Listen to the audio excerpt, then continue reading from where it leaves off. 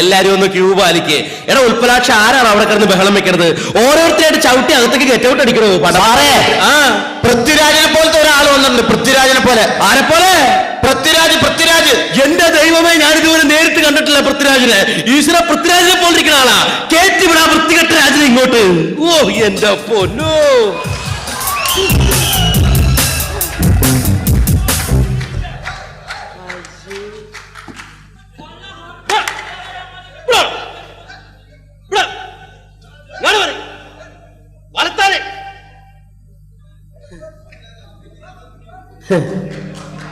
ഇതെങ്ങാനും കടിക്കുക.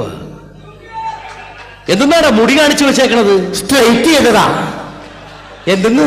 മുടി സ്ട്രൈറ്റ് ചെയ്തതാ. ഞാൻ ഓർത്ത് കറണ്ട് അടിച്ചതായിരിക്കുമെന്ന്. എന്തു കോലവാടോ മൊത്തത്തില്. ഇത് സീജറമോ അല്ല, പിന്നെ ഇതിന്റെ പേരാണ് ചിത്തഭ്രമം.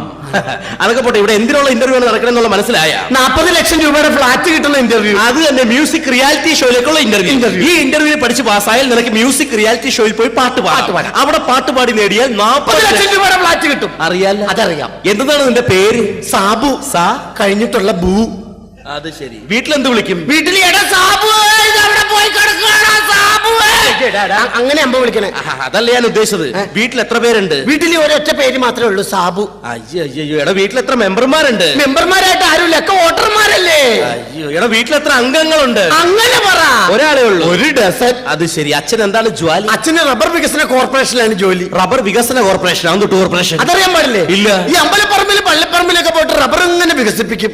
എന്നിട്ട് നൂലിട്ട് കെട്ടും കൊടുക്കും 2 രൂപ വാങ്ങും. വീണ്ടും വികസിപ്പിക്കും, നൂലിട്ട് കെട്ടും കൊടുക്കും 2 രൂപ വാങ്ങും. ഇത് തന്നെ പരിപാടി. ബലൂൺ കച്ചവടം. അതിനാണ് റബ്ബർ വികസന കോർപ്പറേഷൻ. ഞാൻ സ്റ്റാൻഡേർഡ് ആയിട്ട് വന്നുകൊണ്ട് അങ്ങനെ പറഞ്ഞു. Excuse me. ഹലോ പാപ്പാട്ടി, വെക്കണപ്പോൾ നിന്നെ പറയല്ല വിളിക്കുന്നത്. ചവിട്ടിന്റെ എല്ലാം വിളിക്കും. വെക്കണപ്പോൾ ആരാടോ? അച്ഛനാണ് നീ. അത് ശരി. റബ്ബർ വികസന കോർപ്പറേഷൻ. അപ്പൊ നിന്നോട് അമ്പലപ്പുമായി ബന്ധപ്പെട്ട ചോദ്യം ഞാൻ ചോദിക്കാം. നമ്മൾ ഈ സാധാരണ ഉത്സവപ്പറമ്പിൽ കാണപ്പെടുന്ന ഒരു കാഴ്ചയാണ് ആന.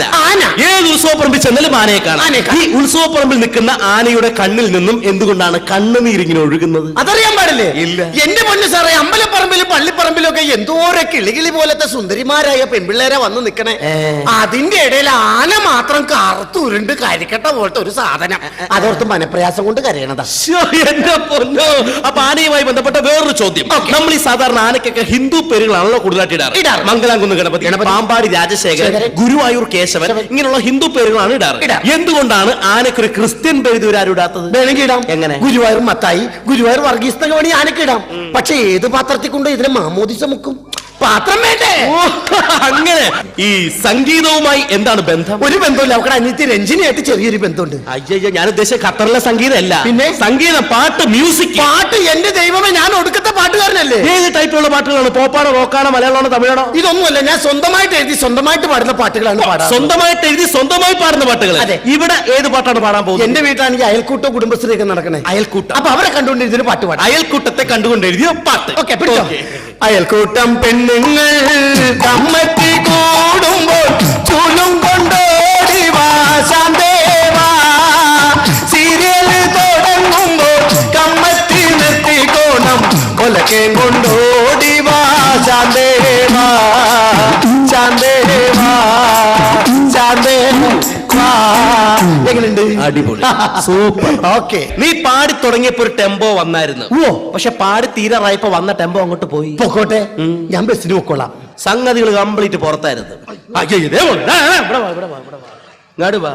എവിടെ പോണ്? പോവാം. മാന്യനാന്ന് വിചാരിച്ചെന്നിട്ട് പറഞ്ഞത് കേട്ടോ. എടോ, ഞാൻ അതല്ല ഉദ്ദേശിച്ചത്. ഈ സംഗീതത്തിന്റെ മദനി, ആ മദനിയില്ലേ, ആ മദനി വന്നില്ല. മദനി വരൂല്ല.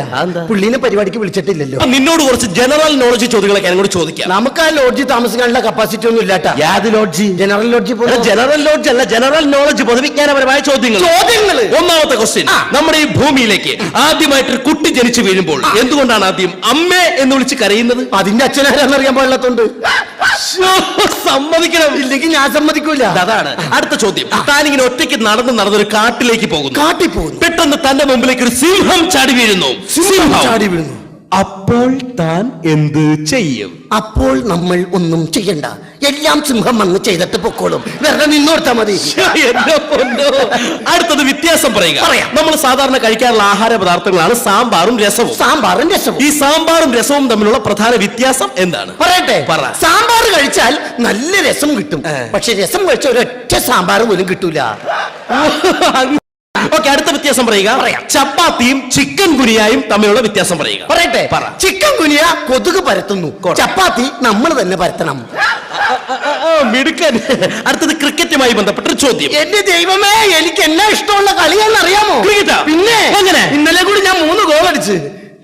എടാ, ഈ ഗോളൊക്കെ അടിക്കുന്ന ടെന്നീസിലല്ലേ? അപ്പൊ കബഡിയുടെ കാര്യമല്ലേ പറയുന്നത്? എന്തെങ്കിലും ആവട്ടെ, ക്രിക്കറ്റ്. നമ്മുടെ ഇന്ത്യൻ ക്രിക്കറ്റ് ടീമിലെ ഏറ്റവും വേഗതയേറിയ കളിക്കാരൻ ആരാണ്? സച്ചിൻ ടെണ്ടുൽക്കർ. Correct answer. വളരെ ശരിയാണ്. എങ്ങനെയാണ് ഉത്തരം കിട്ടിയത്? കളിക്കാനായിട്ട് ഗ്രൗണ്ടിൽ പോണേ കാണാം, അപ്പൊ തന്നെ തിരിച്ചു പോണേ കാണാം. ഇത്രയും വേഗത ഞാൻ ഒരാൾക്കും കണ്ടിട്ടില്ല. എന്റെ പൊന്നോ, സമ്മതിക്കണം. ഇല്ലെങ്കിൽ ഞാൻ സമ്മതിക്കൂല. അതാണ്. അടുത്ത സ്പോർട്സുമായി ബന്ധപ്പെട്ട വേറൊരു ചോദ്യം. ഒരിക്കൽ ഒരു വേൾഡ് കപ്പിൽ നമ്മുടെ ഫുട്ബോളിൽ വിജയം നേടിയപ്പോൾ അന്നത്തെ ഫുട്ബോൾ താരം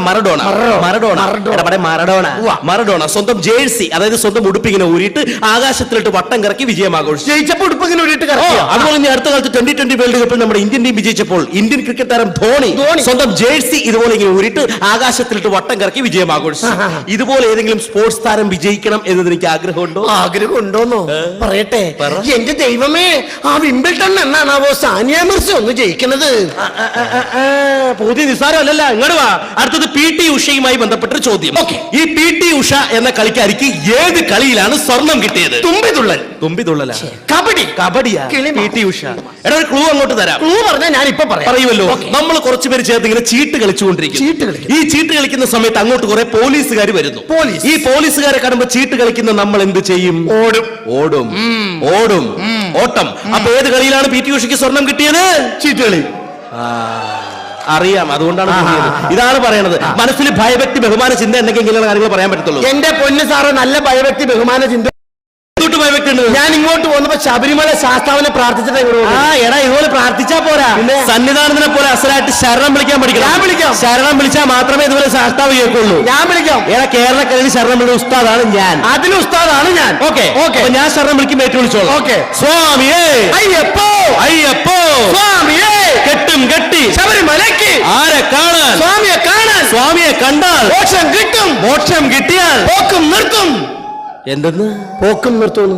എന്തിന്? അല്ല, സ്വാമി ഒരു ഉപകാരം ചെയ്ത പിന്നെ ബുദ്ധിമുട്ടിക്കാൻ പാടില്ല. ഇതാണ് പറയണത്. നീ ഇവിടെയെങ്കിലും ജനിക്കേണ്ടവനല്ല, പിന്നെ ജനിക്കേണ്ടവനേ അല്ല. ഇത് പറയുമ്പോ എന്താ സാറിന് ഒരു വിഷമം? വിഷമം മനസ്സിലായി.